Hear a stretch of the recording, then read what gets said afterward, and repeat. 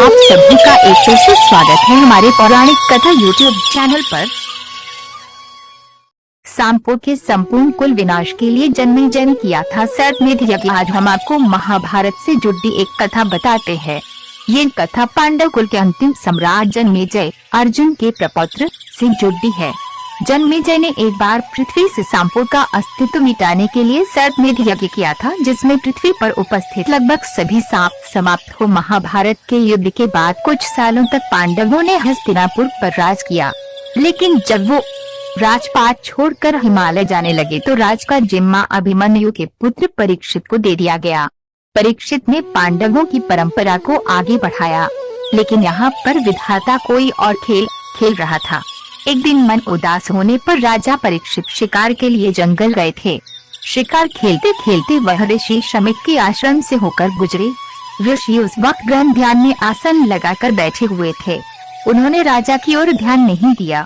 इस पर परीक्षित को बहुत तेज गुस्सा आया और उन्होंने ऋषि के गले में एक मरा हुआ सांप डाल दिया। जब ऋषि का ध्यान हटा तो उन्हें भी बहुत गुस्सा आया और उन्होंने राजा परीक्षित को शाप दिया कि जाओ, तुम्हारी मौत सांप के काटने से ही होगी। राजा परीक्षित ने इस शाप से मुक्ति के लिए तमाम कोशिशें की, लेकिन कोई फायदा नहीं हुआ। कैसे हुई राजा परीक्षित की मौत? राजा परीक्षित ने हर मुमकिन कोशिश की कि उनकी मौत सांप के डसने से न हो। उन्होंने सारे उपाय किए, ऐसी जगह पर घर बनवाया जहाँ परिंदा तक पर न मार सके, लेकिन ऋषि का शाप झूठा नहीं हो सकता था। जब चारों तरफ से राजा परीक्षित ने अपने आप को सुरक्षित कर लिया तो एक ब्राह्मण उनसे मिलने आए। उपहार के तौर पर ब्राह्मण ने राजा को फूल दिए और परीक्षित को डसने वाला वो काल सर्प तक्षक उसी फूल में एक छोटे कीड़े की शक्ल में बैठा था। तक्षक सांपों का राजा था। मौका मिलते ही उसने सर्प का रूप धारण कर लिया और राज परीक्षित को डस लिया। राजा परीक्षित की मौत के बाद राजा जन्मेजय हस्तिनापुर की गद्दी पर बैठे। जन्मेजय पांडव वंश के आखिरी राजा थे।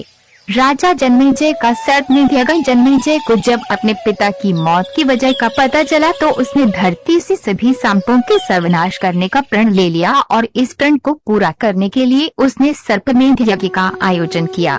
इस यज्ञ के प्रभाव से ब्रह्मांड के सारे सांप हवन कुंड में आकर गिर रहे थे, लेकिन सांपों का राजा तक्षक, जिसके काटने से परीक्षित की मौत हुई थी, खुद को बचाने के लिए सूर्य देव के रथ से लिपट गया और उसका हवन कुंड में गिरने का अर्थ था सूर्य के अस्तित्व की समाप्ति, जिसकी वजह से सृष्टि की गति समाप्त हो सकती थी। कैसे खत्म हुआ सर्पमेध यज्ञ? सूर्यदेव और ब्रह्मांड की रक्षा के लिए सभी देवता जन्मेजय से इस यज्ञ को रोकने का आग्रह करने लगे, लेकिन जन्मेजय किसी भी रूप में अपने पिता की हत्या का बदला लेना चाहता था।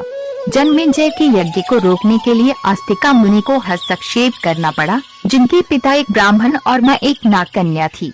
अस्तिका मुनि की बात जन्मेजय को माननी पड़ी और सर्पमेध यज्ञ को समाप्त कर तक्षक को मुक्त कर। समस्त व्रत कथाओं को सुनने के लिए आज ही हमारा चैनल सब्सक्राइब करें और हमारे नई व्रत कथा का नोटिफिकेशन पाने के लिए बेल आइकन दबाना न भूलें।